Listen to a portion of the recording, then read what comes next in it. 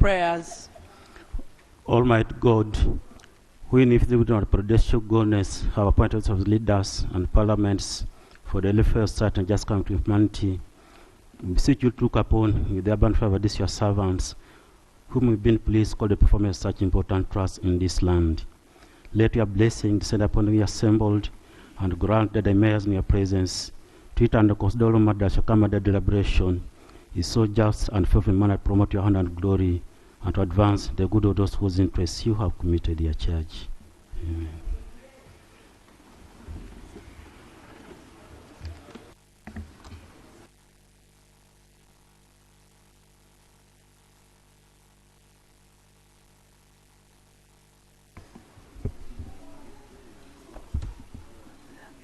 Item number 2 in the order paper, communication from the chair.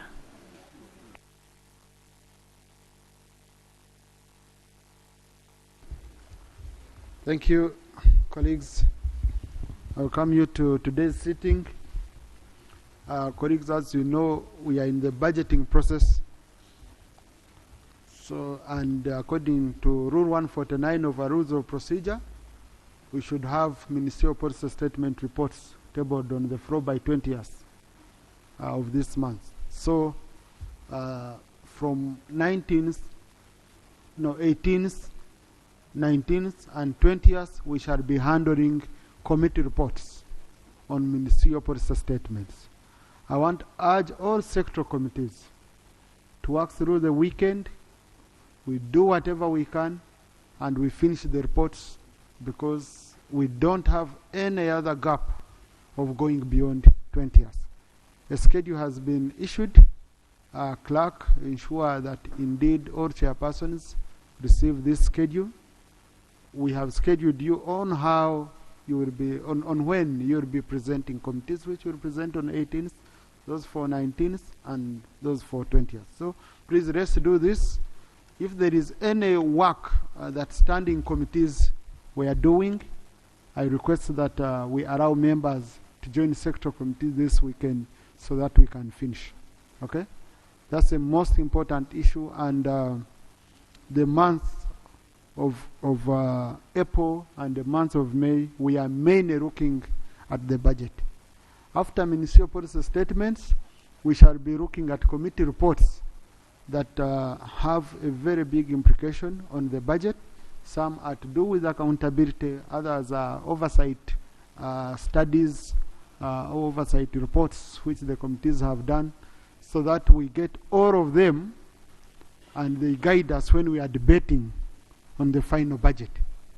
So colleagues, I just wanted to inform you about that and ensure you check on your committee chairperson how far have we reached with our sector committee report. Matters of national importance. Procedure, Honorable Solomon. Thank you, Right Honorable Speaker. Right Honorable Speaker, I want to raise on a procedure matter, Right Honorable Speaker, on your communication and to seek your indulgence, Right Honorable Speaker. Committees, sector committees are sitting, Right Honorable Speaker, to consider the different ministerial policy statements. However, Right Honorable Speaker, even the standing committees are sitting at the same time. So the matter I was seeking your guidance on is, if to not be procedure right Honorable Speaker, for you to ask the chairpersons of the standing committees to hold the meeting so that we can go ahead with the sector committees during this weekend, so that we conclude the ministerial policy statement. Right Honorable Speaker, that is where I wanted to seek your indulgence. Thank you. Now, colleagues, I think the problem we have in Parliament, you want a language of commanding. I requested the leadership of standing committees that you hold. I wouldn't want to be directing your honorable colleagues here, okay? Because also members of the standing committees, they know they can only do their work if the sector committees have managed budgets, otherwise standing. So I want to re-emphasize the way Honorable Solomon, our Commissioner, Serwanyi, has brought it out. Standing committees, please leave members to first process sector committee reports. It's just a few days. and then you come in and you continue with the work. Ono Mugore, what's the issue? Procedure, Honorable Komakech? You see, Honorable Mugore, you should come to the microphone only when I've called you or allowed you. No? But you can have a temporary shelter on the front bench. And then I will allow you. Thank you very much, Right Honorable Speaker. Right Honorable Speaker, raised on Procedure Rule 52. Right Honorable Speaker, with the wisdom that you have, last week you presided over this House and you instructed the Minister of Internal Affairs to come up with a ministerial statement this week. You gave him strictly 1 week, which 1 week elapsed on Wednesday. And today, when I look at the front bench, I don't see the Minister of Internal Affairs on that statement. But also, last year, with your wisdom and wise ruling, you also asked the Attorney General, when I raised the matter of national importance, about land eviction in Puranga sub-county. You asked the Attorney General to come up with a report to this House. Up to today, he has not. So I'm asking, kindly requesting, Mr. Speaker, would it be procedure right that you again invoke your powers so that the ministers and the Attorney General present to this House on the issues I raised? Thank you so much. Thank you. Yes, honorable colleagues, when we make a commitment here, or when we give guidance, it's very, very important for it to be followed. Capture those issues so that they are on the order paper after we've sorted sector committee reports. Okay? And colleagues, on top of sector committee reports, the Committee on Finance, you need to expeditiously handle tax bills, because tax bills, we must consider them here before appropriation. Okay? So tax bills should be given very, very serious priority. The Committee on Finance, where you need our support as a leadership, we shall support you, but ensure you expedite the process of processing tax bills. Honorable Mugore? Right, Honorable Speaker, the procedural matter I want to raise emanates from last week's session on Thursday, 6th Thursday. I didn't attend Parliament. I was on another assignment in Mutukula. However, I got calls from my constituency that I had been thrown out of Parliament due to indecent dressing. And yet I was not here. That was bad reporting. I have got these people who did that report, whereas they have apologized to me. But for purposes of the answer, is really to show that I was not in Parliament, I didn't attend Parliament. I had even a function in my constituency, Women's Day celebrations. And I wondered, in fact, my constituents were wondering, the ever smart man to have been thrown out of Parliament because of indecent dressing. Thank you. So the procedural matter I'm raising is that I think for you as the Right Honourable Speaker, this information inferred that maybe you don't know you are, because they brought in your voice, whereas you did not mention the person whom you had sent out, it inferred that you do not know you are members of Parliament.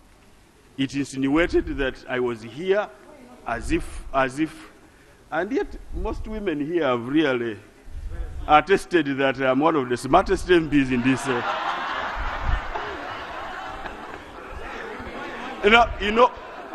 Right Honourable Speaker, my honourable colleagues, the members of Parliament, the men, I fear men to say I'm smart because of very obvious reasons. I don't want men to say so.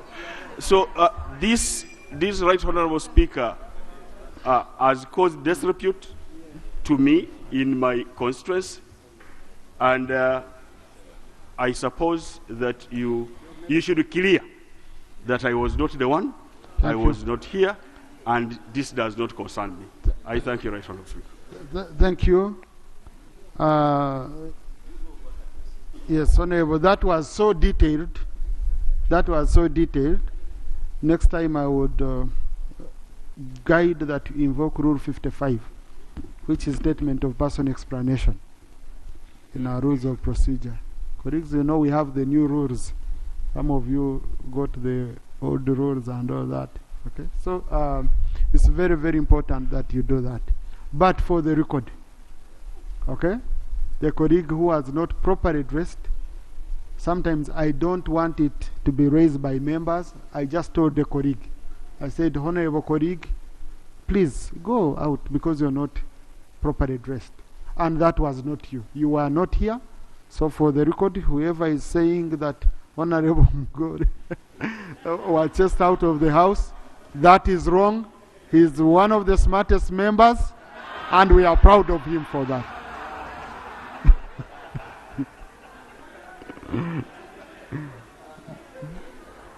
Honorable clarification applies to a member who is holding the floor, and he's no longer on the floor. So, colleagues, matters of national importance. I'll start with Honorable Saropendi. Thank you very much, Right Honorable Speaker.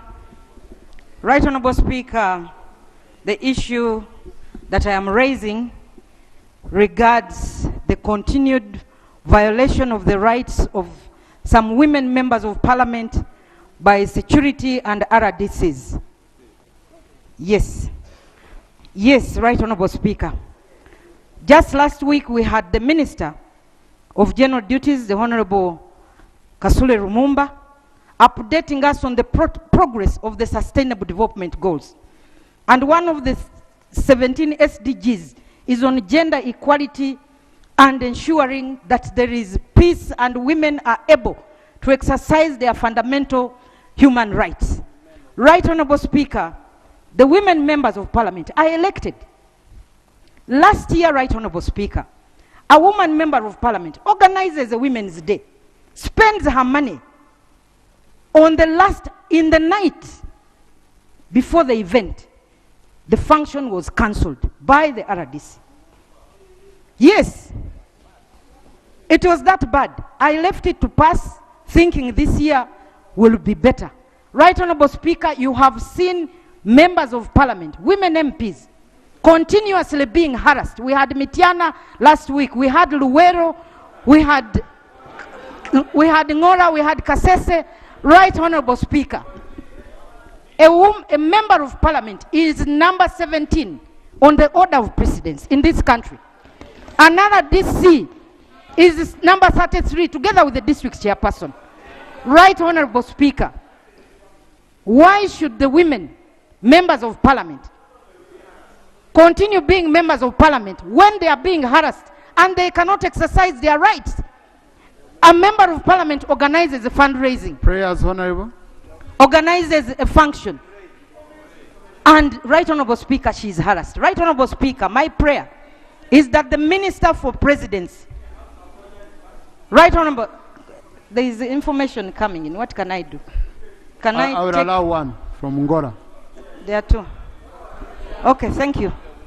Thank you, Right Honorable Speaker. I am here as a testimony that I organized a Women's Day in Ngora District last year. The RDC, the one Mr. Ecom, blocked it at 9:30 p.m. And there was no compensation, there was no reason.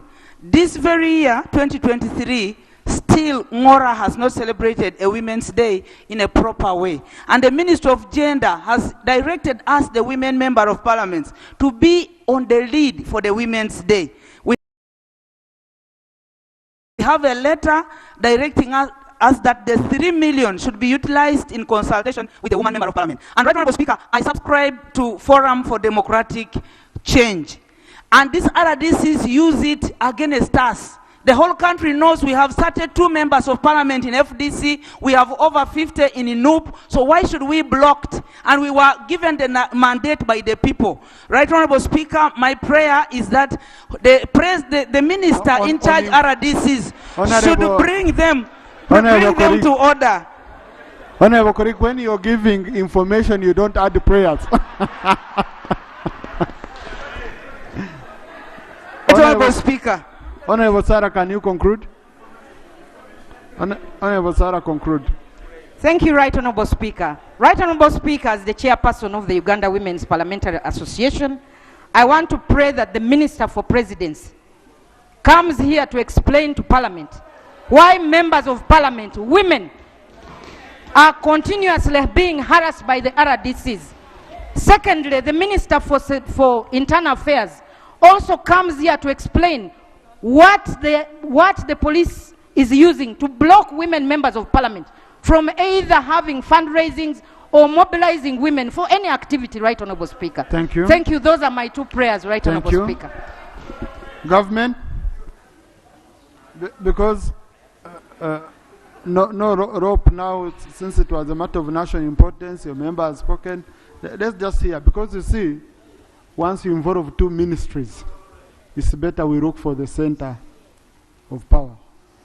Right, Honorable? Right Honorable Speaker, it is unfortunate that my colleagues, especially the woman member of parliament from Ngora and others, have been mistreated on such a day when I will say that you are not just like you are saying that you were encouraged by the minister, but you have the obligation to celebrate that day as a woman.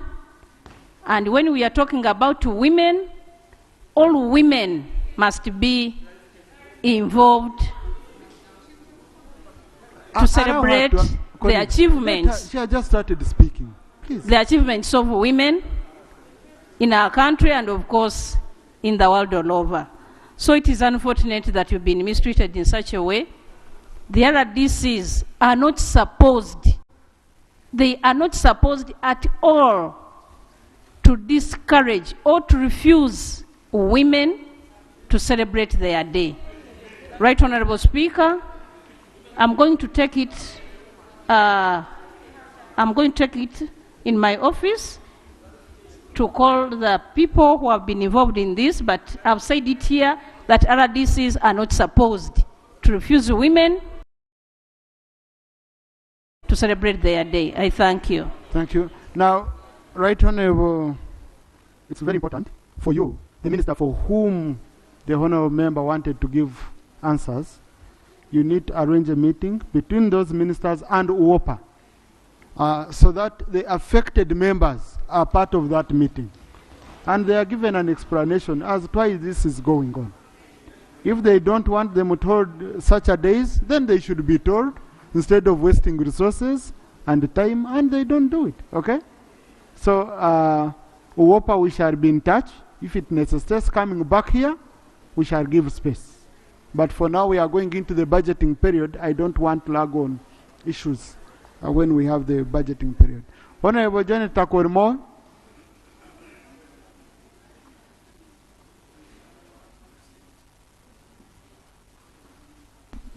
Thank you, Right Honorable Speaker.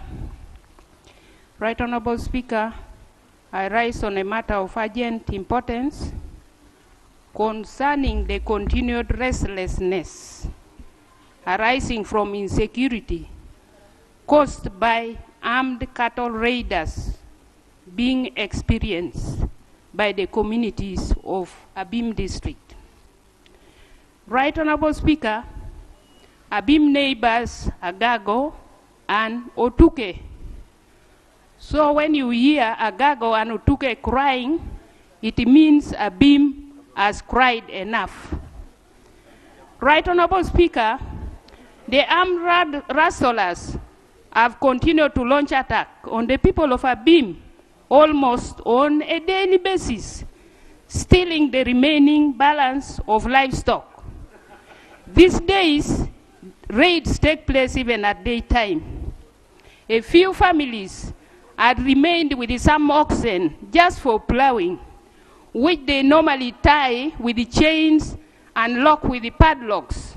But of late, the rustlers come with the tools and even cut off the padlocks and drive the animals away.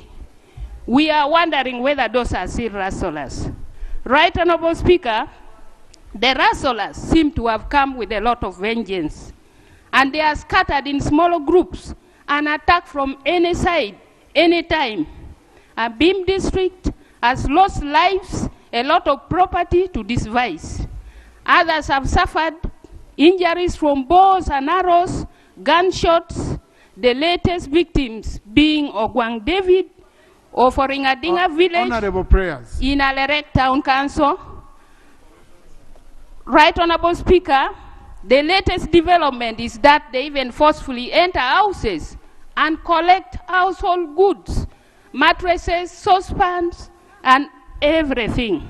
My prayers, government should tailor disarmament to focus on the hills of a Beam where the raiders seem to be hiding. Prayer number 2, government should reinforce and boost up the security details of a Beam as a matter of urgency, so as to secure the lives and the properties of the people, especially now that they are in their gardens. Government should, as a matter of urgency, consider deploying additional soldiers in a Beam, especially those specifically trained in managing challenging terrains of hilly mountains like a Beam. Ministry of Works should consider rehabilitating Morulem airstrip in Morulem Town Council, so that even the aircrafts being used in disarmament operations are able to land for any emergency support and reinforcement for the people of a Beam. Ministry of Disaster Preparedness should provide emergency food relief items and non-food relief items to families whose homes have been burnt and those whose household items have been rustled. Finally, government takes security of a Beam seriously, bearing in mind its uniqueness of being a community in Karamoja that is not armed but struggles to survive amid its insecurity caused by rustlers year in, year out. Right Honorable Speaker, Article 36 of the Constitution. No, Honorable, we cannot. Please. Thank you, Right Honorable Speaker. Please. Thank you. Now, Honorable colleagues, these are questions you should put to the Prime Minister so that you get a detailed response. No, listen. These are questions, because you see, once it has such a huge detail, because you see, there is a difference between you raising a question on the floor and the answer you get. You can raise it where it's noted, but the quality of answer you get also matters. Minister for Defense.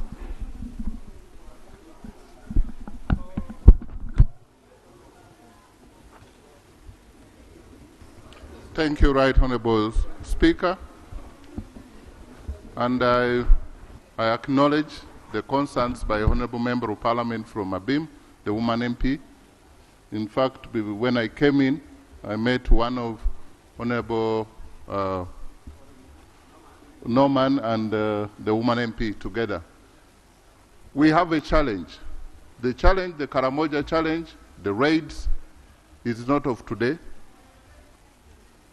How I pray that we shall finally find a secure, effective, reliable, cost-effective way to handle this matter.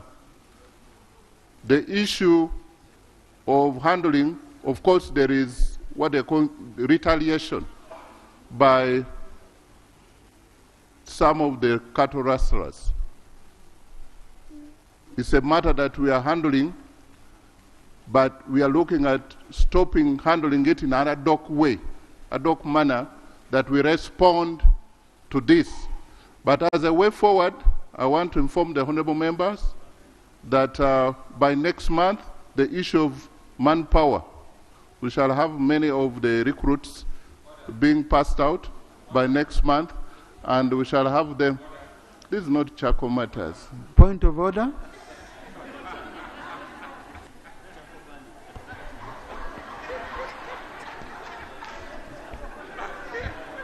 Right Honourable Speaker,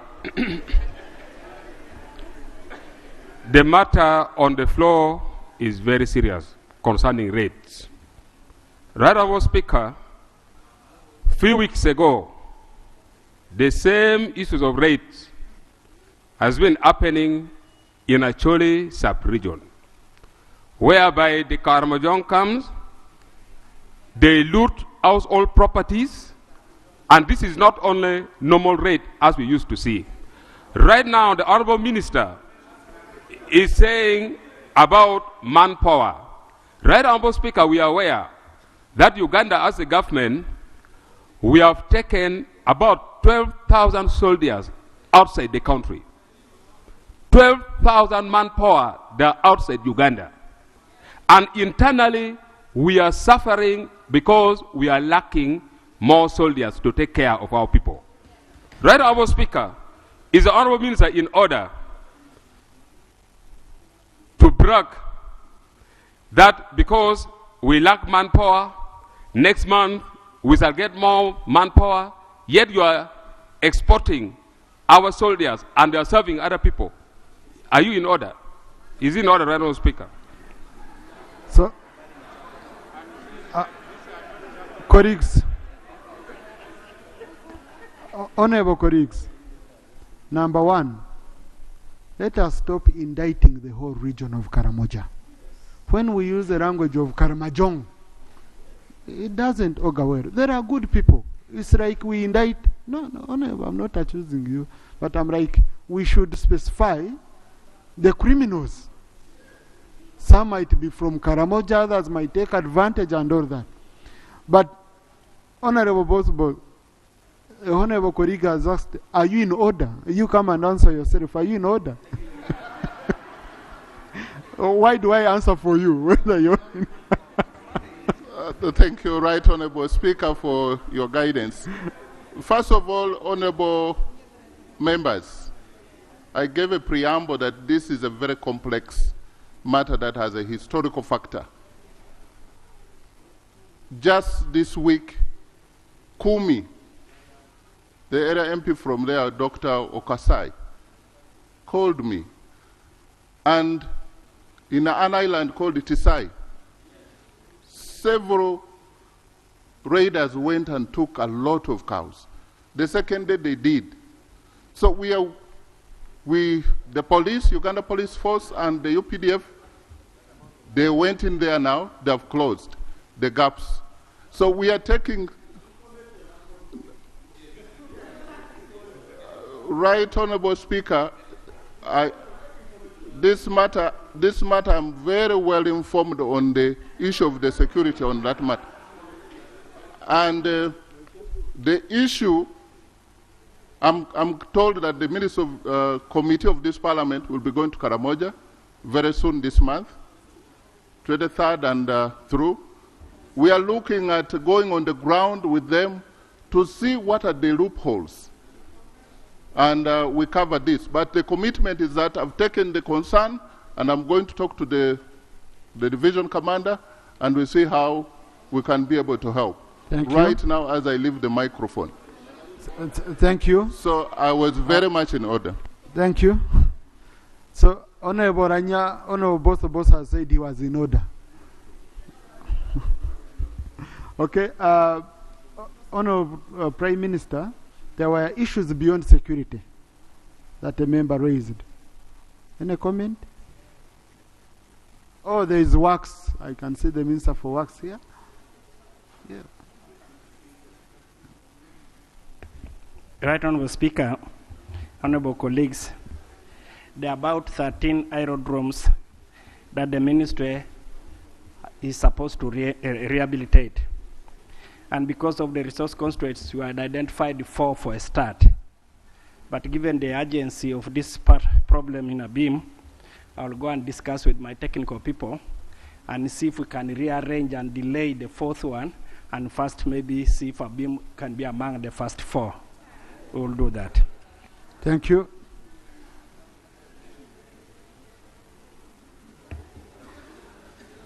Concerning food, Right Honourable Speaker, we allocated food last week to those areas. I think it will be delivered this week.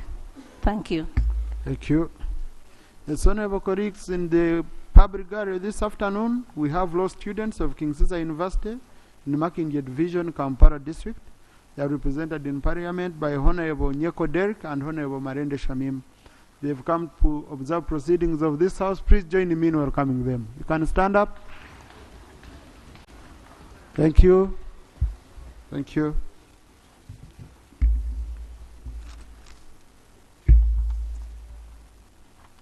Honorable Koruo.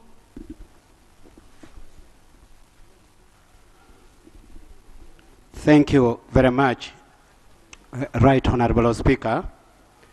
I rise on the very important urgent matter on the rampant cattle raids in Magoro sub-county and also Tisai Islands in Ikumi. Right Honorable Speaker, last week, unknown cattle rustlers raided a huge number of animals in Magoro sub-county. To mention but a few, the following people lost 27 cows. Osirima Charles of Magoro Town Council, 10 cows. Mr. Okou Nico of Magoro Town Council, 5 cows. Mr. Ikuta George of Omasha Parish, 9 cows. And Mr. Osea Joseph of Oigosel lost 3 cows. The situation, Honorable Speaker, is worrying. It is causing a lot of panic to my people. And when you take up the season now, it is supposed to be the time for people to plant, but instead, people are now starting to move and sleep in camps. Right, Honorable Speaker, I have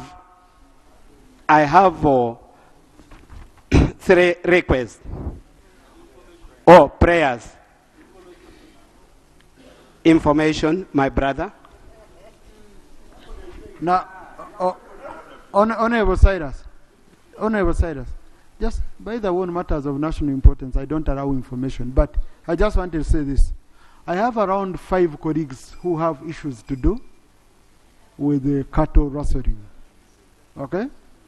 So I don't know, colleagues, whether we should allow each and everyone or we really, because there are other issues also, because I have here Honorable Cyrus on the list, Aogon, I have Honorable Rageni David in the same. It also applies to the one of Judith Achan. Honorable Janet Abim, you know. So very many issues on the same. On the same. Please.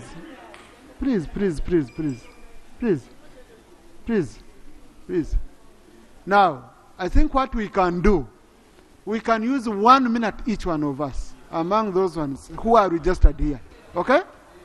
So that is not information only. You also raise your prayers in the midst. And we capture it. Because you're on the list.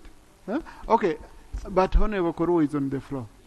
So I can't stop him. Thank you. Right on.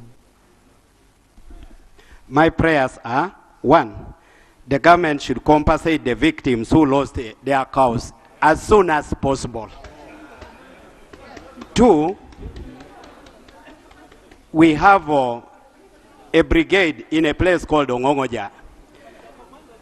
The commanders, some of these people should be taken to a very strategic place called Alereituk, which these people used to enter Magoro and Tisai Island in Ikumi. Then lastly, the UPDF is trying to do good work. The local people are asking for a local solution, and this is their solution. If they can be allowed just only to arm only 3 sections of the local,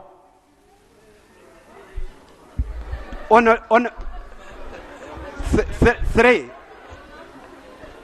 Just a minute to conclude. Let the colleague say his point. Conclude that point. One section to be in Magoro, one section to be in Palam, and one section to be in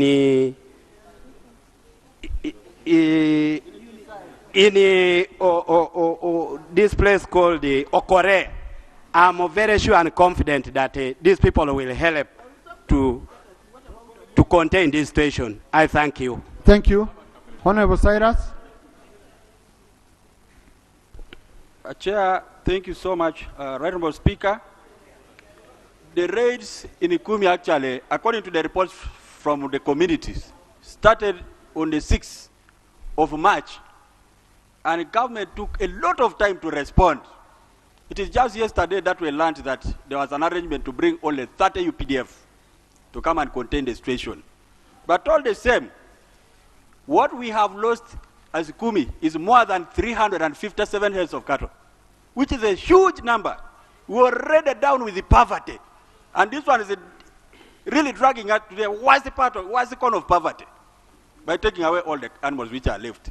We are here crying, they have not even compensated for the animals we have been crying for. Attorney General has been here dodging us. Now government cannot even help us. They are not responding. In the island of Tisai, where this issue is, Right Honorable Speaker, the people are complaining. When they bring the UPDF, they ask them to feed them. So, between the people and the government, who takes away the taxes? This is a very big concern, Right Honorable Speaker. Number two, in terms of prayers now, Right Honorable Speaker, the people need urgent action in terms of medicines, food, but also money. There is nothing in their pocket now because they have been going to the markets to sell these animals to raise something. They don't have money. When we had COVID here, people were given 100. I hope the Prime Minister is listening and will respond to this. Send money to our people because they are doing badly. The last one is for compensation. Kindly, quickly compensate our people, but also through you, Right Honorable Speaker, the people of Kumi have not been given their animals, the other ones, the original compensation, up to now. I want to take this as an opportunity to ask you, through Yagudu seat, to remind the government that we are part of government and we are part of here, part of Uganda. Trouble only. We are coming back. Thank you. Was that part of the prayers? So, yes. Honorable, colleagues, these are issues really, I can see the emotion with which colleagues speak, because they are painful stories, because most of you have shared with me in office. Let me also allow Honorable again, David, to ask. Thank you, the Right Honorable Speaker. On the same note, allowed me raise the issue of security in my area. The Right Honorable Speaker, this issue should never be taken for granted. I am speaking with pain because my people are suffering. Government programs are being interrupted. Children are not able to go to school. The cattle raiders are able to waylay children on the road. Houses are being burned. As I talk now, people are being displaced. In Adilang, in Omia Pashua, we have numbers of community members who are being displaced. These raiders have started moving from door to. If you refuse to come out and open the kraal for them to be able to take the cattle, they fire you with bullets. On the 10th of this month, a gentleman called Oyet Charles was shot from his house because he refused to come outside and release the cattle. On the 9th, they have rooted the whole entire garden of cassava. On the 11th, they invaded one of the sub-county and took over 16 cattle. Today, in the morning, people were running from the garden, from one of the sub-county. And over 100 youths gathered themselves and they were very angry and annoyed and they want to revenge. And I have to talk to the local authority to stop them. because we still believe the government must take action immediately. Prayers. My humble prayers. I am very happy that the Ministry of Works and Transport is here. We have been crying for security road to support the UPDF. And this has been a song. And there has been no response in this. Let the minister respond to us today. What is happening? Number two, the office of the Prime Minister should respond immediately, especially to the people who are displaced. They need support. Number three, the entire 9 sub-county in Agago, we are asking government to give them iron seat. Let them get out of the grass thatched houses. Because these people are burning houses. It is not safe for the community member now to live in a grass thatched houses. Let the government give them iron seat, the whole 9 sub-counties. The Right Honorable Speaker, it is very good that today we are going to talk about the supplementary budgets. Let the issue of the supplementary budgets, Agago, be considered as a special district. Some of the money should be allocated, because for a very long time, government programs are not being implemented effectively. As I talk now, many of our children are not going to university because their cattle has been taken. Our community are poor. Can the Ministry of Education consider giving a special scholarship for CIDA candidate? And our district also benefit as part of other district. This is my humble prayer, the Right Honorable Speaker. I beg to submit. Thank you.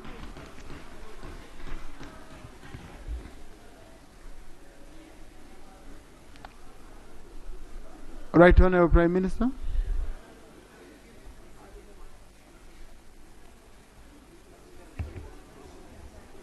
Shadow Defense Minister. Right Honorable Speaker. Shadow Defense Minister wanted to say something. Right Honorable, can I finish this? No, you come after him because you would need to respond to what I said. Thank you very much, Right Honorable Speaker. Right Honorable Speaker, the events in Karamoja and the surrounding areas, Lango, Teso, Acholi, and Sebei, actually calls into question the commitment of government to protect all citizens. Mr. Speaker, we have seen and we have been around. Events have happened in other parts of this country. Issues of insurgency. The next day, the deployment is massive. Events have happened in other countries. Once Uganda learns that people are dying in other countries, we are so fast to assemble our troops and take there to fight. Right now in Somalia, we have more than 6,000 soldiers, and the African Union can only foot the bill for 3,000 soldiers who are there. We have demanded that the 3,000 that are redundant in Somalia be brought back, because the question of Karamoja is a question, simply a question of deployment. Can the Prime Minister make commitment that those people in Karamoja matters to this country, that their property matters to people in charge of government? That should be the commitment from government, to ensure that there is adequate deployment. And we have the soldiers, we have the capacity to do that. Where is the political will? The Prime Minister should answer this. Thank you. Right Honorable? Right Honorable Speaker, I saw, like you saw on that list, we have many questions concerning security. And these are very serious matters that are being raised by members of parliament and especially in that region. I know I have the minister here, Honorable both can answer some, but I was giving some guidance that if you can allow the ministry to come up with a well-detailed statement on the insecurity in those areas that is going around, because they are very serious matters. Thank you very much, Right Honorable Prime Minister. Right Honorable Prime Minister, we have had Committee of Defense to visit these areas. We have had meetings in these areas. We have compiled reports. These reports are available. Right Honorable Prime Minister, where there is theft, raping women, burning houses, killing people, this is not theft. What we are trying to say here is that we need to change our approach. We need to declare these people a rebel group and start serious action on them. Otherwise, it is not a pleasure to keep on standing up here talking about cattle raids. We need security beefed up. We need a robust operation, and we not handle this issue like it's just a common theft. This is a serious rebellion and a rebel activity which is taking place in this country. Just yesterday, they killed someone in my constituency, in Namukora. They keep on shooting people. Women are being raped, and you see children remaining orphans. These are serious matters we are talking about. Thank you. So, Right Honorable, if the ministry can come up with the action points on the issues that are being raised, not just to talk about it here, but if they can go and come up with a detailed action points on the issue of security in the areas that have been mentioned. That is my guidance. Thank you. Honorable, both of us wanted to contribute on that? Right, Honorable Speaker, the solution is coming, and I want to agree with the Honorable Lillian Abba.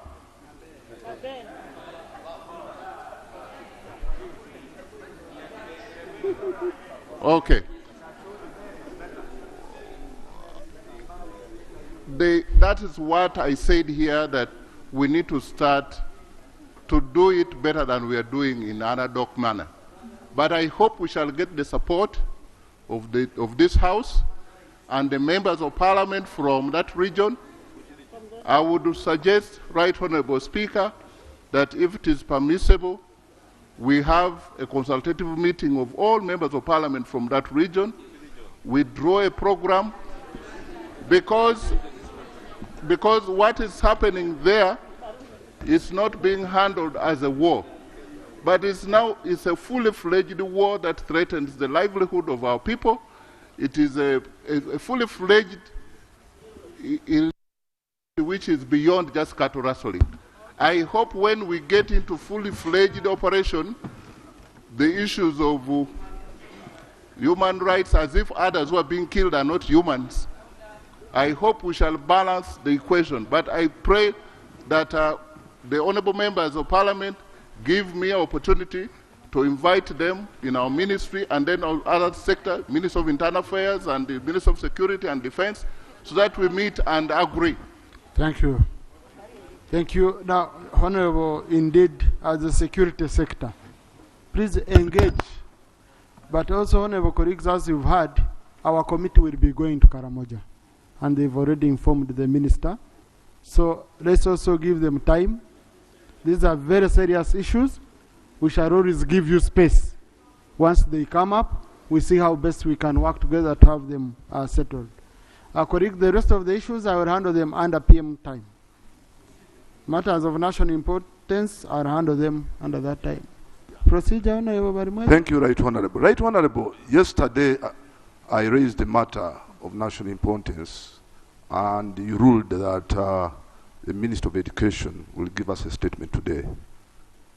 The matter concerning schools extending learning hours. Honorable Minister, you want to say something? Thank you very much, Honorable Speaker. It is true the Honorable colleague raised the matter is one issue. We are discussing it as the top management of the ministry.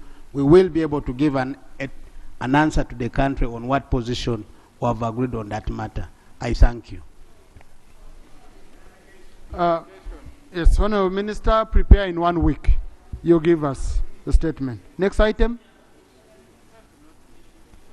Next item. Item number 3 on the order paper, statement by ministers, 3.1.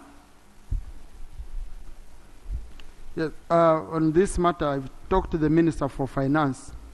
really there were still some gaps within the statement which we agreed upon after looking through, and they have to first look at and handle. Hope we shall handle it next week. Next. Item 3.2. Minister for Agriculture. Clerk, if you could read the statement for... Right Honorable Speaker, I made a call to the Right Honorable Leader of Opposition over that matter and spoke to the leaders in Masaka.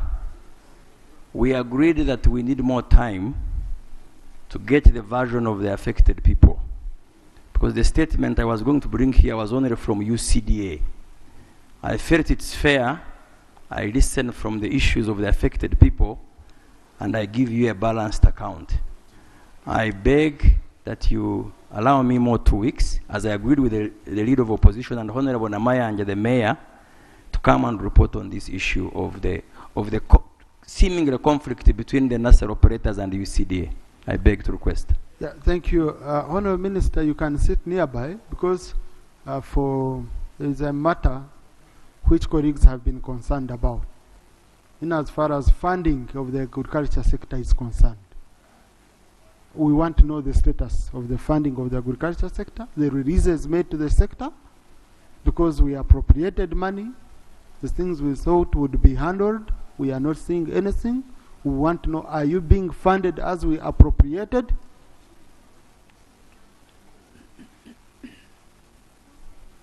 Right Honorable Speaker, allow me to make a statement formally showing you the releases we've gotten to date and the constraints we have.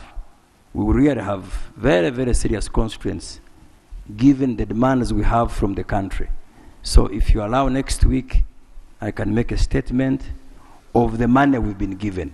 Is Honorable Beam here, Janet Akormo, Chair Agriculture Committee? Okay. Okay, Honorable Minister. Next item.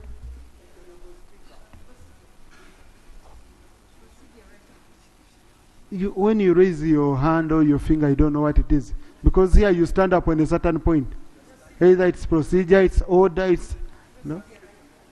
I can see you're standing up. What should I do, Honorable Tamagus? The minister has not given any statement. The minister has requested for an extension of time. Okay, Honorable Tamagus, let me listen to you. So, Right Honorable Speaker was requesting the minister to come with the report as regards to goods distribution in Karamoja. We have had several reports regarding regarding the goods which are not distributed in Karamoja. Since it falls under his docket, he should come with that report too. Thank you, Right Honorable Speaker. Thank you. No, Honorable, after iron sheets we shall go to goats. Okay? Because, yes, Honorable Minister.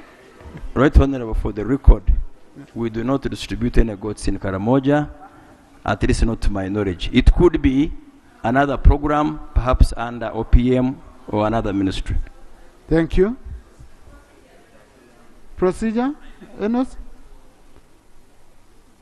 Thank you, Mr. Speaker. I'm raising under Rule 52.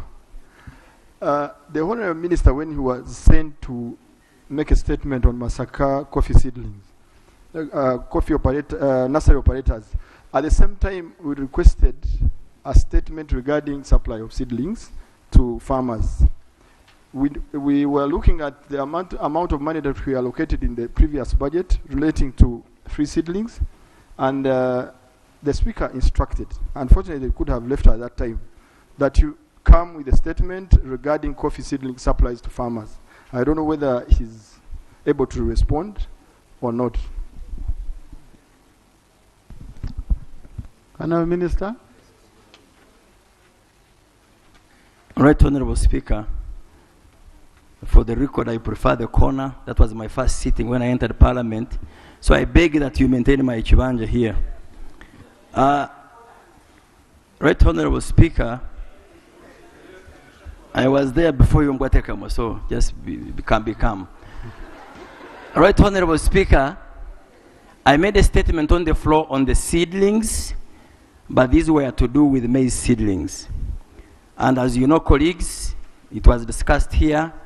We got a commitment from the Ministry of Finance here on the floor, and based on that, NADS instructed the suppliers to release the seedlings.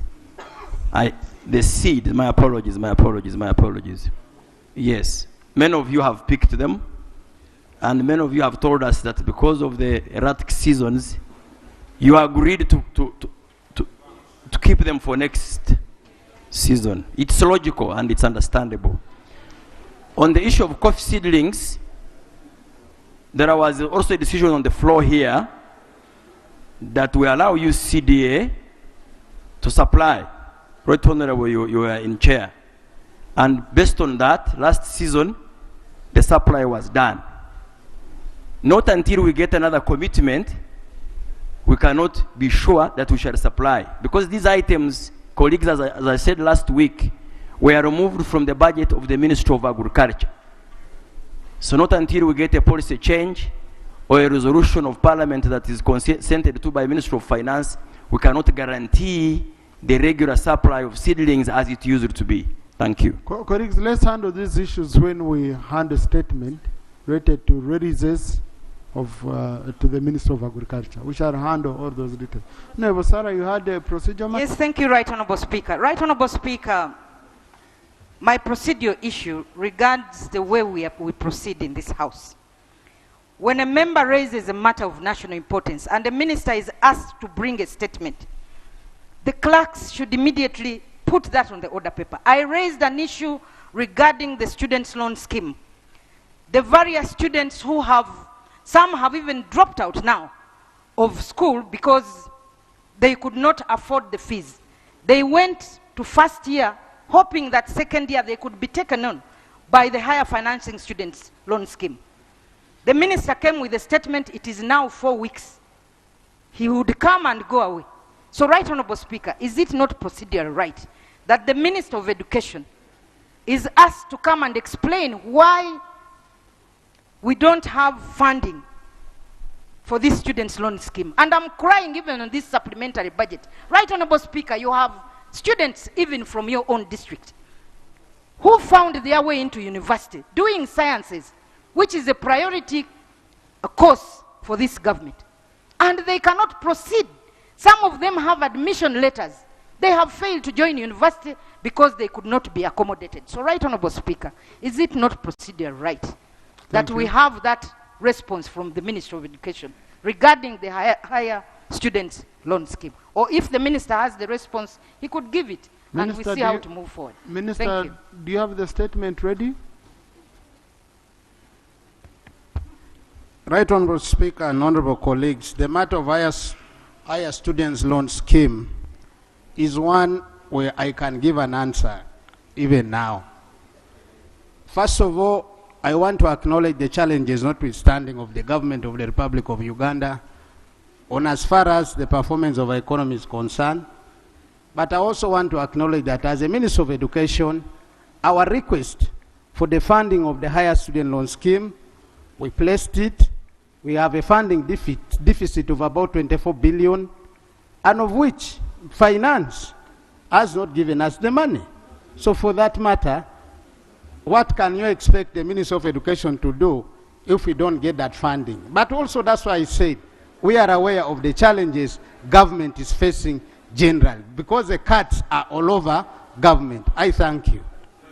Right Honourable Prime Minister, take up that matter. Next week on Tuesday, you update the House on the same. Lope, you wanted to say something? Let Acting Rope say something. Right Honourable Speaker, every minister that stands and speaks says there is a problem with finances. They say the economy is not doing well.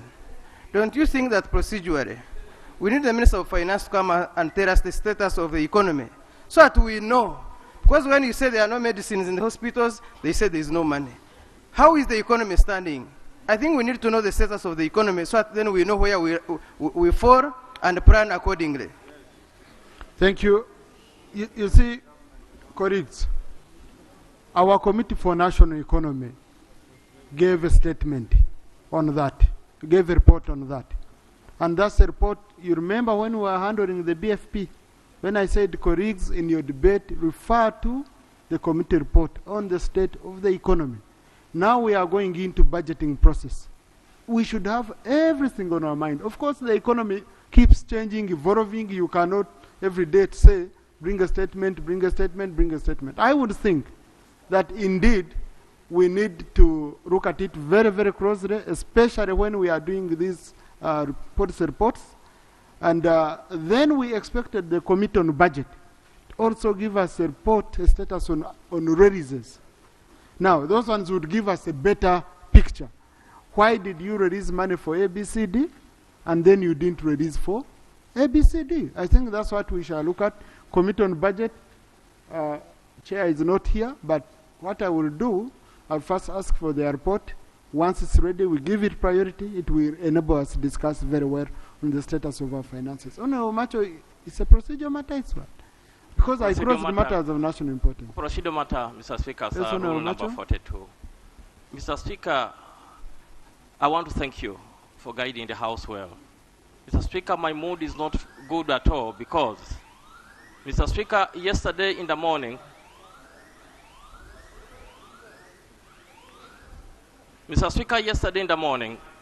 it was a sad day for the people of Busia municipality on the tax pack that the enforcement of Uganda Revenue Authority invaded and started torturing citizens and the journalists. Mr. Speaker, sir, I've risen on a procedural matter to ask whether we are proceeding well when the journalists of this country, first of all, the other day, we saw pepper spray to the journalists. Yesterday, it was to the journalist of Busia and David Oori, a journalist for NTV, up to now is missing. The cameras were taken for all the 7 journalists. Mr. Speaker, sir, as I talk now, even Kenyans who were doing cross-border trade are fearing to cross to Uganda because the rate at which the enforcement officers were shooting in Uganda was terrible. The Kenyans thought that there is war in our country. I therefore don't know whether, Mr. Speaker, we are proceeding well by not talking on such a very important matter that concerns my people. Thank you, Mr. Speaker. So, honorable colleagues, Rule 78, Sub-Rule 4. Now I want to be very clear on point of procedure. Rule 78, Sub-Rule 4. Interruption of debate. Okay? Where a member interrupts the debate on a point of procedure, the member shall state the rule of procedure he or she deems to have been breached by the member holding the floor, or the procedure matter he or she wishes to be ruled upon before subjecting the member to the speaker's ruling. A point of procedure, a member must be on the floor. Now I want to go to strict interpretation. If you don't have anyone holding the floor, then you don't raise the point of procedure, because it has to do with the conduct of a person holding the floor. We have tried to be lenient, but I've seen it has become a shortcut for us to submit and finding a way of smuggling a few issues here. So, honorable colleagues, you will allow me to apply your own rules which you made for us to be able to move forward. I've tried to be lenient, but I've seen we are abusing this. So let's move on. Honorable, I will give you space under OPM time, and I noted you down as a matter of national importance. It was already noted. Next item. Item number 4 on the order paper.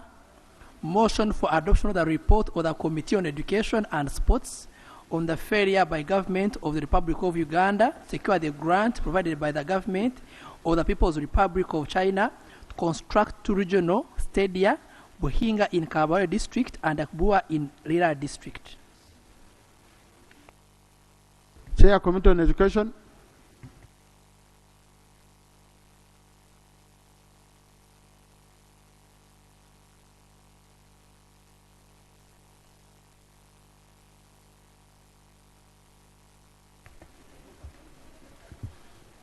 Thank you so much, Mr. Speaker. for allowing us time to present this report of the Committee of Education and Sports on the failure by government of the Republic of Uganda to secure the grant provided by the government. Procedure.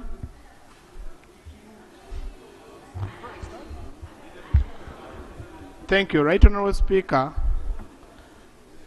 I recall very well when this matter came of the construction of the two stadiums, I raised, and I'm on record on the floor here, and the Speaker guided that when this matter comes up, the committee would handle all the stadiums in the country. And this includes our only stadium in Busoga. That is the dilapidated Bugembe football stadium. So, Right Honourable Speaker, wouldn't it be procedural right for you to go up as per the earlier guidance that this stadium of Busoga is included on the report? I just wanted to seek your indulgence on that. Thank you. I thank you, Right Honourable Speaker. Thank you. I think, Honourable, this would apply after reading the report. Let us first listen to what is in the report.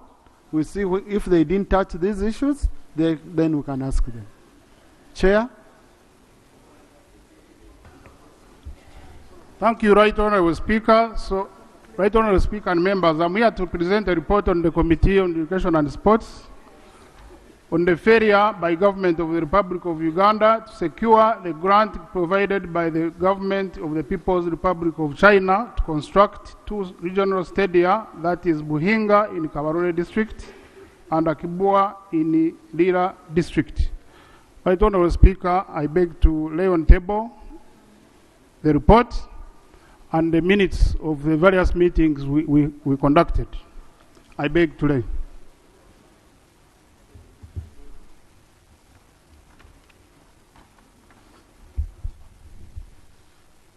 Right Honourable Speaker and colleagues, during the House proceedings held on 15 September 2021, the Fort Portal Central Division representative in Parliament, Honourable Ruhunda Alex, raised an urgent question on delays by the Minister of Finance, Planning and Economic Development to adhere to the House's instruction to present progress reports on the construction of Buhinga Stadium in Kabarole District and Akibua Olympic Stadium in Lira District through a grant from the government of the People's Republic of China. Relatedly, the same matter was raised by the Fort Portal City Woman Member of Parliament, Honourable Linda Irene, during the House proceedings held on 30th September 2021. Honourable, kindly go on observations and, and recommendations. Okay. Then we open a debate. Okay, thank you, Honourable Speaker. I go to page 5 of the report, where the methodology is clearly highlighted, the various entities we met, and the visits we conducted. Findings and observations and recommendations. 3.1, delays in fast-tracking implementation of presidential pledges to construct the two regional stadia, that is Buhinga and Akibua.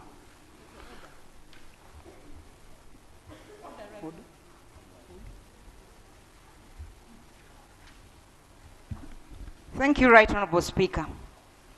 Right Honourable Speaker, as the member talks about delays in fast-tracking implementation, honestly, Right Honourable Speaker, a matter is presented on 15th September 2021. The committee report is being presented today, 2023. Right Honourable Speaker, is it in order for the Committee of Education to continue violating our own rules, that a matter is referred to them and they take 2 years? Honestly, Right Honourable Speaker, is it in order? This is not the first time, Right Honourable Speaker. The report, I know, was completed in November 2023, but is it in order for them to continue violating the rules of this House, that a matter is referred to them and they take years to report back?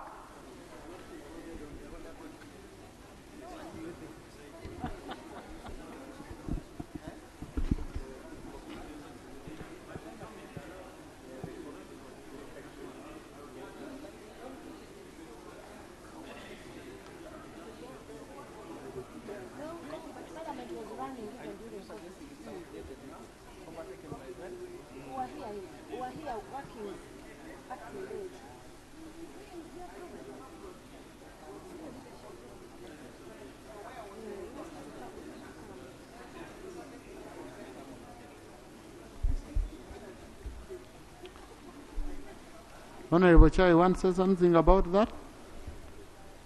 Right Honorable Speaker, it is true the matter was raised in 2021, and as a committee, we need to acknowledge that we had very many assignments from this House. No, we are not tired. And we did our work. Right Honorable Speaker, this report was ready by last year. But it has been in the next business for about 6 months. However, we want to apologize if members feel that there was a delay. It was not intended. Right Honorable Speaker, we have a number of reports which are ready for presentation. No, Honorable colleague, and a committee report should take 45 days. You took over 1 year to finish your work. Okay? That's unacceptable. I would guide you next time when you have too much work. You form subcommittees of the committee. The moment, that's how PAC does, a trade. So you do subcommittees. It doesn't have to be a full committee to process a report. So a subcommittee can do, and where you feel that your committee is overwhelmed, you come back to the leadership, then we can assign that assignment to another committee. We have other committees that can provide support. Okay? Yeah. So, but use subcommittees, then subcommittees would submit to the main committee, and then the committee adopts the report, and you bring it here. Because sometimes we have all these issues because you've taken very long, Please, continue. Colleagues, I said, let's do away with it together with the National Council of Sports so that the debate is the same. Okay, thank you, Honorable Speaker and members, for accepting my apology. We shall do better. So right Honorable Speaker and colleagues, delays in fast-tracking the implementation of presidential pledges to construct 2 regional stadia, Buhinga and Akibwa.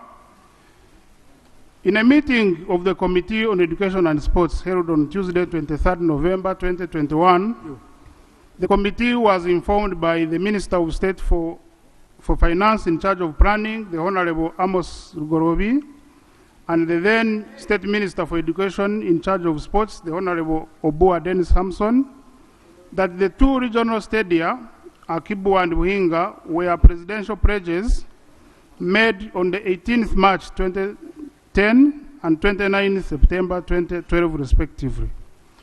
The meeting was further informed that the 2 regional stadia prominently featured at cabinet meetings under the Ministry of Education and Sports to be financed under the Forum for China-Africa Cooperation, FOCAC, for the period running 2018 to 2021. As a committee, we observed that the idea of constructing the 2 regional stadia had long been conceived by the Presidency prior to consideration of the same as proposed interventions at the 7th Ministerial Conference of FOCAC that was held in Beijing in 2018, and the renegotiation of the same at the 8th Ministerial Conference of FOCAC that was held in Dakar, Senegal, in November 2021. The committee further observed that the laxity by relevant government institutions to fast-track implementation of presidential pledges on construction of a 2 regional stadia could have prompted His Excellency the President to seek support from Government of the People's Republic of China at the 7th Ministerial Conference of FOCAC that was held in Beijing in 2018. So the committee recommends that the Ministry for Presidency should always liaise with the Ministry of Finance, Planning and Economic Development and Ministry of Education and Sports to expedite execution of presidential pronouncements. The second one, Right Honorable Speaker and colleagues, led submission of priority projects to Government of China for financing. The committee noted that the Honorable Minister of Finance, Planning and Economic Development, in his letter dated 14th August 2019, and the letter is annexed to the report, this letter was the Minister of Education and Sports and had guided as had been guided on 30th August 2019 as the deadline for submission of the feasibility studies, concept designs and environmental and social impact assessment in respect of the two sports stadiums, Akibwa Stadium and Winga Stadium, for review and onward submission to the Chinese authorities for financing. In response to the Minister of Finance, Planning and Economic Development, the Permanent Secretary, Ministry of Education and Sports, Mr. Alex Kakoza, in a letter dated 25th May 2001, and the letter is annexed, submitted the final feasibility and detailed proposals for the two stadia. So as a committee, we observed that the Permanent Secretary, Minister of Education and Sports, delayed by a period of 1 year and 9 months to submit final feasibility study and detailed proposals for the two stadia to the Minister of Finance, Planning and Economic Development for onward transmission to the government of the People's Republic of China for financing. The committee further observed that the delay in submission of key documents to the Minister of Finance, Planning and Economic Development could not be justified since the letter dated 14th August 2019 by the Minister of Finance, Planning and Economic Development clearly prescribed 30th August 2019 as the deadline for submission of the documents. So as a committee, we recommend that the Office of the Auditor General audits the entire process that is held accountable for delaying to cause expeditious production by the two consultancy firms of feasibility studies, concept designs, and environmental and social impact assessment reports for the two stadia in readiness for their submission to the government of the People's Republic of China for financing. The third one, Right Honourable Speaker and colleagues, exclusion of Winga Stadium and Akibwa Olympic Stadium from the list of projects to finance during the 8th Ministerial Conference of the FOCAC held in Dakar, Senegal. The committee was informed by the Honourable Minister of Education and Sports that during the 8th Ministerial meeting on the FOCAC held on 29th to 30th November 2021 in Dakar, Senegal, the matter of financing the construction of the two stadia was tabled for renegotiation. Attempts have been made by the government of Uganda to follow up on the same matter, and the various letters are attached. And the committee noted that there has not been any commitment from the government of the People's Republic of China in listing the two stadia among the priority interventions during the 2021 to 2023 FOCAC cycle. The committee was, however, informed by the Minister of Finance, Planning and Economic Development that the Embassy of the Government of the People's Republic of China indicated that grants resources available for the FOCAC cycle of 2021-2023 would not target infrastructure development projects, but rather be committed to address concerns in the health sector, particularly in addressing the impact of the COVID-19 pandemic. And in that, any support during the 2021-2023 cycle would only target projects that have direct impact on the lives of Ugandans. So the committee observed that the government of the People's Republic of China had absolute preserve and right to determine grant resources and specific intervention areas, and that delays by government of Uganda to expedite submissions of key documents in respect of the two stadia in time for financing during the FOCAC 2018-2021 cycle could have motivated the non-inclusion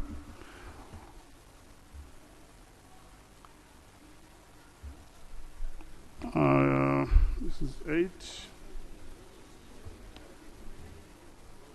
Non-inclusion of capacity building and infrastructure development initiatives by the Chinese government from the list of priorities in the FOCAC 2021-2023 cycle. So as a committee, we recommend that since government of Uganda failed to ensure timely submission of key documents as a requirement for financing the construction of the two regional stadia during the FOCAC cycle 2018-2021, and given the non-inclusion of the two sports facilities in the FOCAC cycle 2021-2023, the changes in priority intervention by the government of the of government of China, then government of Uganda should, as a matter of urgency, plan and budget for and allocate adequate funds for the construction of and maintenance of Buhinga Stadium and Akibwa Olympic Stadium. Other key related considerations, one of which is the previous budgetary allocations, the construction of Akibwa Olympic Stadium. Right Honorable Speaker and members, prior to presidential pledges made in respect to the construction of Akibwa Olympic Stadium, Government of Uganda for 4 consecutive years, from financial year 2015-2016 to financial year 2018-2019, allocated a total of shillings 3.8 billion for construction of Akibwa Olympic Stadium. Out of the shillings 3.8 billion allocated, shillings 2.35 billion was released to the Ministry of Education and Sports for the same purpose. Further analysis of the budget performance of the project indicates that 1.83 billion shillings was spent from the financial year 2015-2016 to financial year 2018-2019 under Government of Uganda Development Funds that were allocated towards the construction of Akibwa Olympic Stadium under Development Project Code 1369. Table 1 below highlights the performance of the funds allocated towards this project for the period. In the interest of time, Right Honorable Speaker and colleagues, the table is very clear. It has monies that were approved in each of those financial years. The second column is money that was released. Third column is money that was spent.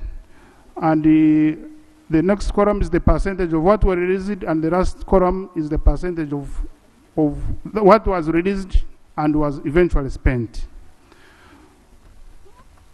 In financial year 2015-2016, 1 billion shillings allocated towards the project, out of which 0.76 billion was released, which is 76.3% of the approved amount, and Uganda shillings 0.79 billion was spent, which was 103% of the released amount. In financial year 2016-2017, the release was very low at 21.4%, and 97.2% of this was spent. In financial year 2017-2018, shillings 800 million was allocated, and shillings 780 billion was released, and out of that, 770 million was spent of the money that was released. In financial year 2018-2019, out of 1 billion that was allocated, only 600 million was released, and out of that, only 60 million, which is 9.5% of the released amount, was spent. During the Committee on Education and Sports oversight visit to the field that was held between the 17th and 19th September 2022, to appraise the status of the construction of Buhinga and Akibwa Stadium, the committee was informed by the Chief Administrative Officer of Lila local government that government had allocated only 665 million for preliminary works on the sports facility, and that the District Council was not privy to the 2.35 billion that was released for the aforementioned purpose.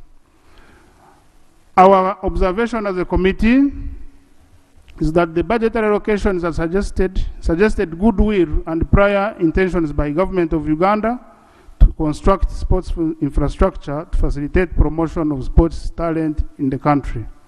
The committee further observed that the current state of proposed site for construction of Akibwa Olympic Stadium and civil works so far done at the site cannot justify value for the shillings 1.83 billion that was released to the Ministry of Education and Sports and spent.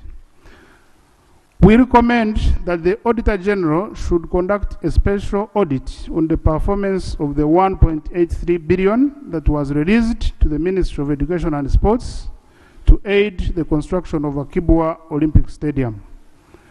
2, the Ministry of Education and Sports and Ministry of Finance, Planning and Economic Development should ensure that funds are secured within the next financial year to kickstart the construction of the two stadia. Number two, the risks of encroachment on land of these stadia. From the oversight visit conducted by the Committee on Education and Sports from 17th to 19th September 2022 to appraise the status of the construction of two regional stadia, it was evident that the proposed construction sites for the two regional stadia had no visible landmarks and signposts showing proof of ownership and registered interests in the land, which subjected it to risks of encroachment. We observed that the absence of key landmarks and signposts on these proposed construction sites may expose the land to risks of encroachment. As a committee, we recommend that the Ministry of Education and Sports, in collaboration with the district local governments of Kabarole and Lira, should, in the meantime, erect some signposts on the proposed construction sites for the two stadia, showing the registered ownership and interest in the land and the purpose for which it is intended. Right, Honorable Speaker and colleagues, in conclusion, deducing from the meetings held by the Committee on Education and Sports to consider the matter on failure by government of Uganda to secure a grant from the government of the People's Republic of China for construction of two regional stadia, namely Buhinga and Akibua in Kabarole and Lira district respectively, it is evident that Ministry of Finance, Planning and Economic Development did not fast-track its acquisition in time.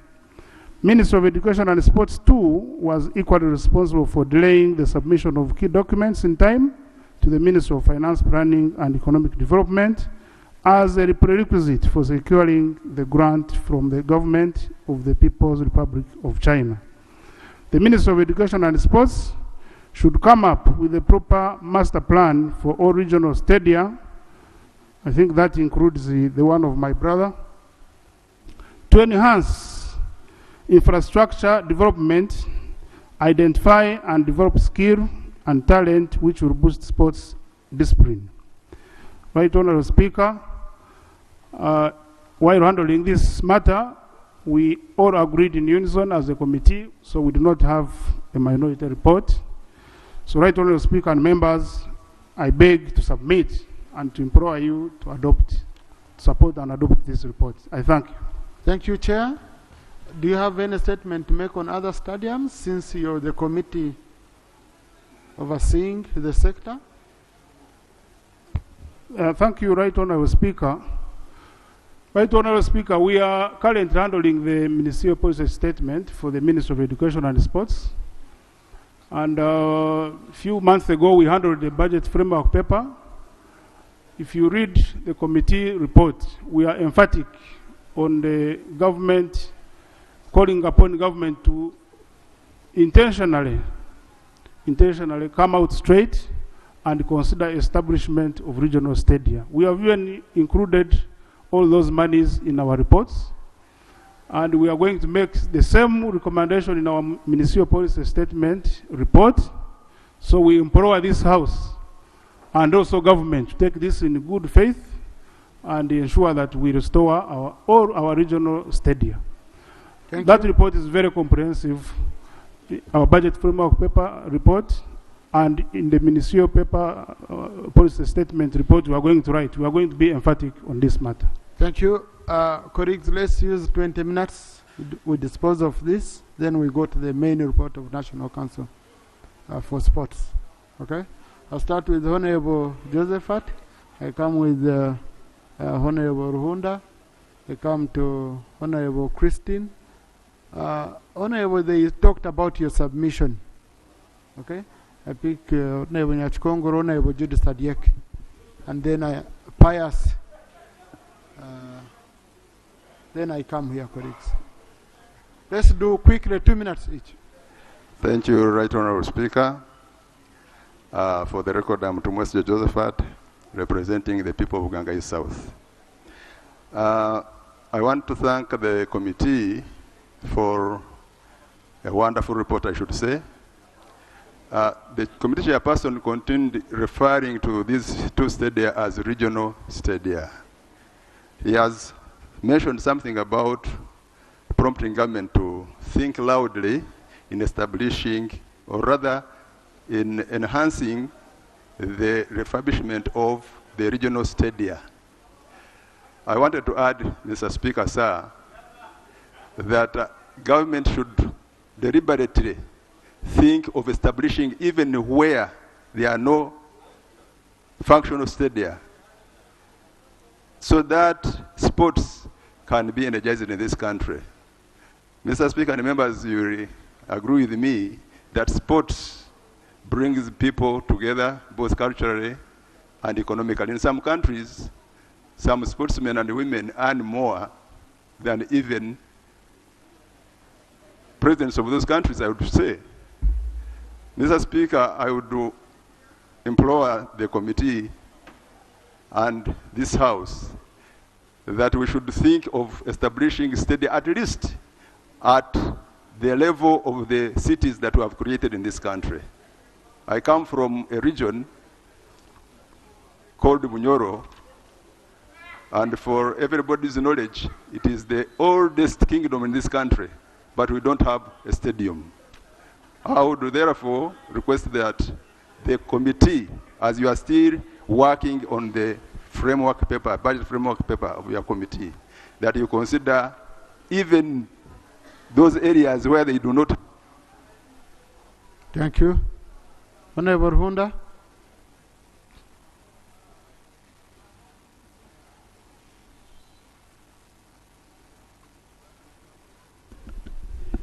Thank you, Right Honorable Speaker.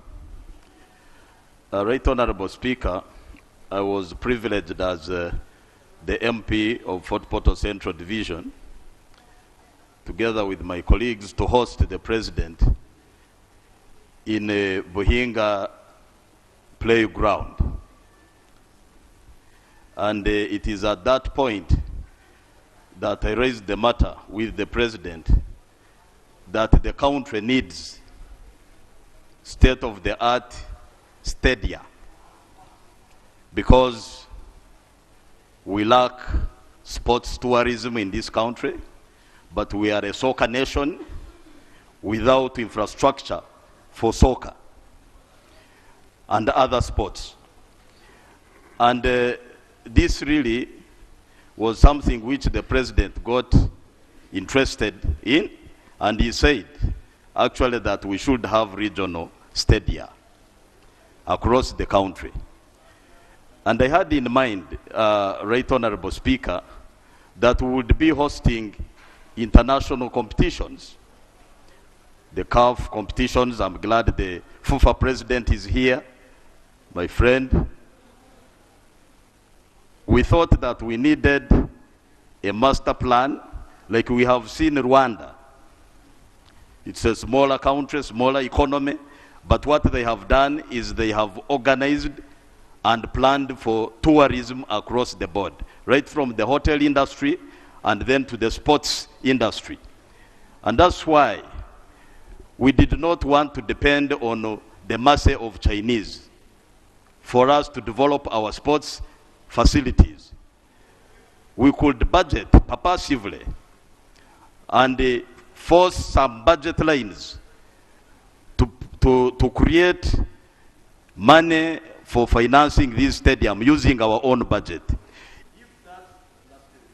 Conclude, Honorable. Right Honorable Speaker, if that is not possible, I have seen the Ministry of Finance bringing loans for other projects, and I see no reason whatsoever why we cannot get loans to finance Buhinga Stadium, Achibwa Stadium, and others. So it is my prayer that this House pronounces itself by urging government to secure loan facilities to finance these stadia in the country to avoid embarrassment like we saw in Cairo. Thank you. Yes, Honorable Christie. Thank you very much, Right Honorable Speaker. Though overtaken by events, Mr. Speaker, it is important that Parliament follows up on these monies allocated for the stadium. You can imagine from 2015, 2016, 2018, 19 to date. I really want to implore us to revisit the observations of the Auditor General for the years when money was allocated for the two stadia. And then we get strictly to following up the utilization of the funds. Because, Mr. Speaker, we should ensure clear accountability of funds allocated by government for these development programs. Mr. Speaker, would have also expected now the chair of the committee, like you hinted, to give us the update about all stadia in the country, so that as we are now planning to approve the budget of 2023-2024, we would be able, as Parliament now, to identify the priorities for the forthcoming financial year. Otherwise, Mr. Speaker, the way we are moving on as a country, we need to identify particular areas, start and have conclusions so that we have outcomes, so that we realize effects, like for this case, the matter of talent development across the world, across the country. That would have given us a picture as a Parliament that what do we do next after the two stadia, other than just having this information and it is not guiding us, Mr. Speaker. Thank you very much. Honorable Nyachkongoro.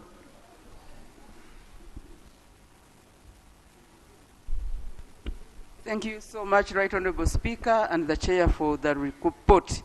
Right Honorable Speaker, I think Uganda, we don't prioritize certain things that we really need. And that's why we see many people rushing to watch football from other countries and sit comfortably, including our own Minister of Sports. Right Honorable Speaker, I was so embarrassed at a function which you attended in the Kacheka Stadium, and they call it a stadium. And this is a regional stadium, which would be expecting to be, serving Ugandans. And Right Honorable Speaker, these stadiums, if they are developed, they can correct NTR, and this money can be recovered. Look at the small football pitches that we have where they put, curtains and what. People pay when they are entering. But here in Uganda, we just leave them like that. We don't develop them. Then we scatter our resources. Right Honorable Speaker, I'm so embarrassed that in 2015, when I was in this Parliament, before I went for recess and bouncing back, this Akbiwa Stadium was a priority. We were so excited that we were going to have a state of art in the north, and then later on. But up to now, even the little money that was appropriated, I hear they are now recommending Auditor General to now audit even that little money. Why can't we even use the little money that we are given and then we push for further funding? This actually discourages people to support such activities. So, Right Honorable Speaker, when we allocate money to do its work, really let us do it and ensure that it gives us momentum and morale to look for other money to support other stadiums. So, Right Honorable Speaker, I beg that as a country where we are supporting sports, where we are supporting the young men and women. Honorable Sekabira, then Honorable Akabi.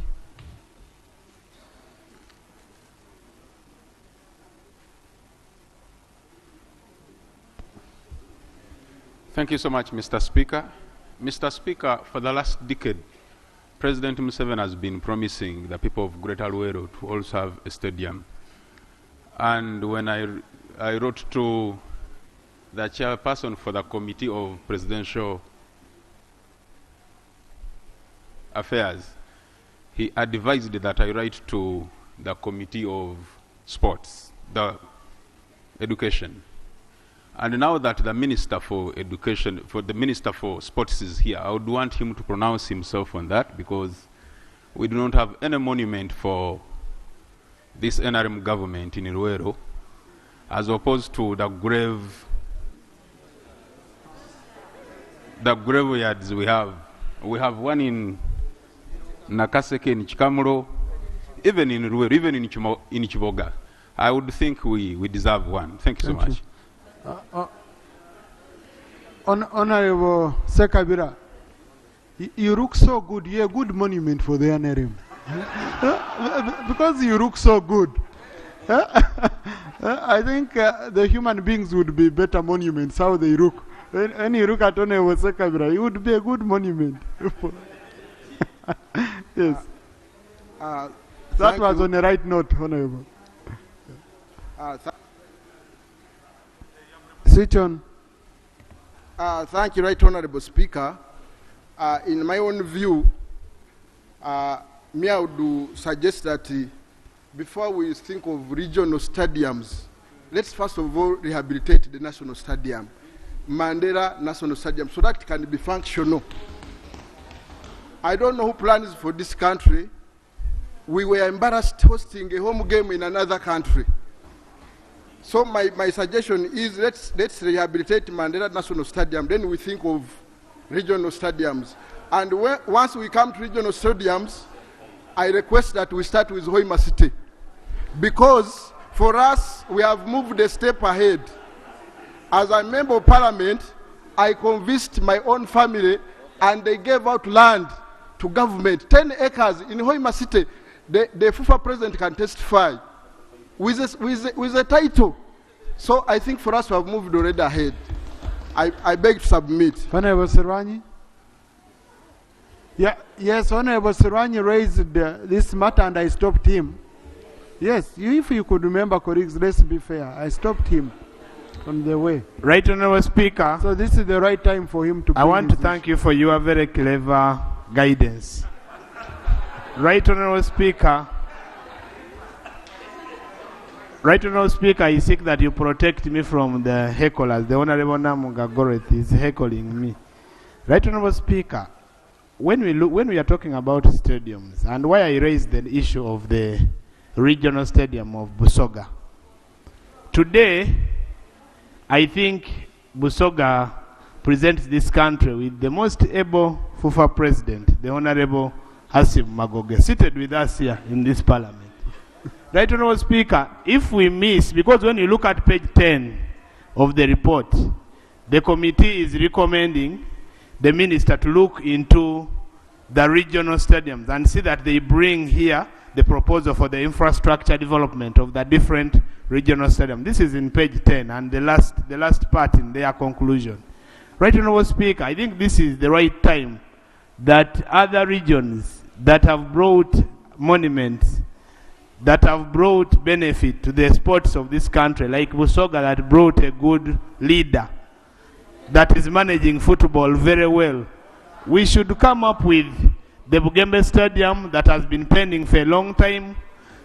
Actually, these days when you go to Bugembe Stadium, right Honorable Speaker, you can think it is something else because it is dilapidated, broken. This used to be one of the most classy stadiums in the Republic of Uganda. Right Honorable Speaker, I request the Honorable Minister to give us the plan as quick as possible so that we know when they are going to give us the Bugembe Football Stadium in Jinja, so that we, the best footballers in Busoga and... Honorable Kayemba Solo.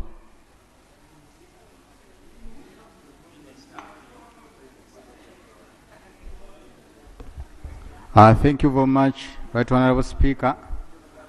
First of all, I want to wish our King Ronald Muwenda a happy birthday.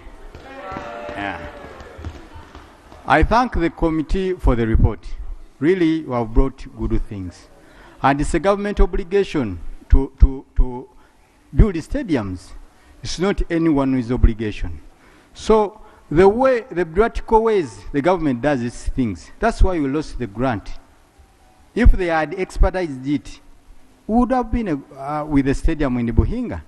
So somehow, somewhere, the people of Fort Portal lost an opportunity due to the delayed bureaucracy of this government. I also want to go to your recommendation of the 1.8 billions for Akibwa. When you go there and you look at the ground, you don't see the value for 1.8 billions. So I think we should take it for the Auditor General to audit it. Right Honorable Speaker, the government should consider developing the stadiums which exist right now. Nambol, I'm not sure whether 12 the ministers talked about will be ready. But what about the stadiums? Like St. Mary's Chitende private stadium. Why didn't the government help the private investor develop that stadium? Because it's for our own.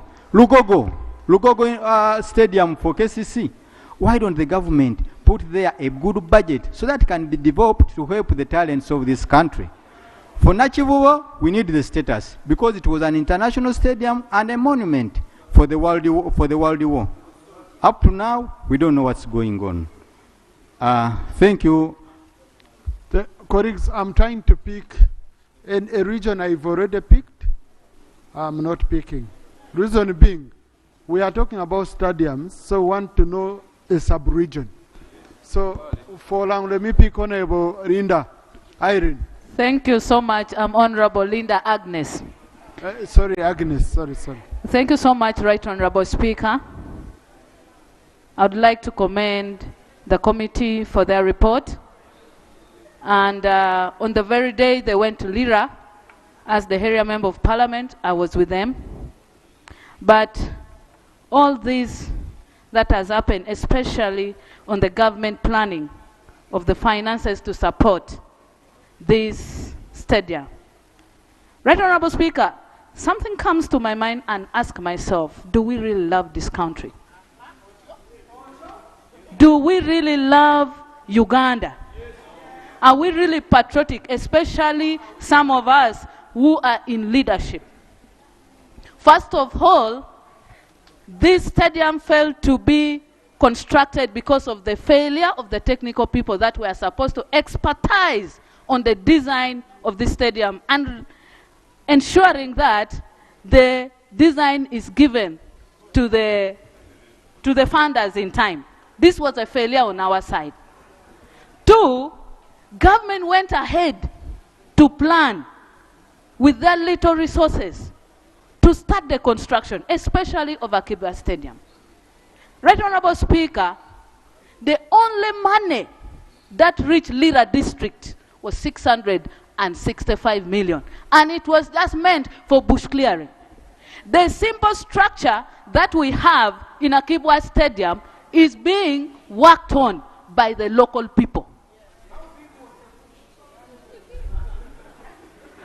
Right Honorable Speaker, this pains us so much. We are lucky that Honorable Magogo was in Lira during the Fufa drums.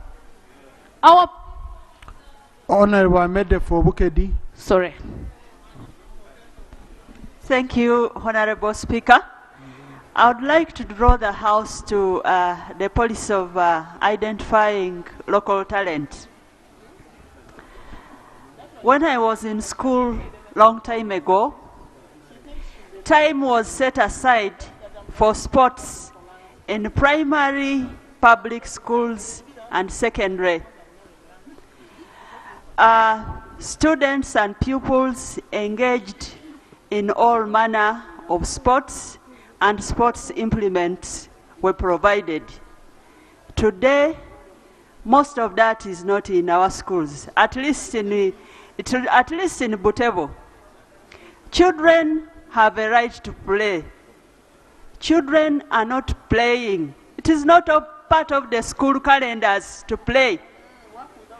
The fields, some schools have fields, but the fields are not evenly leveled.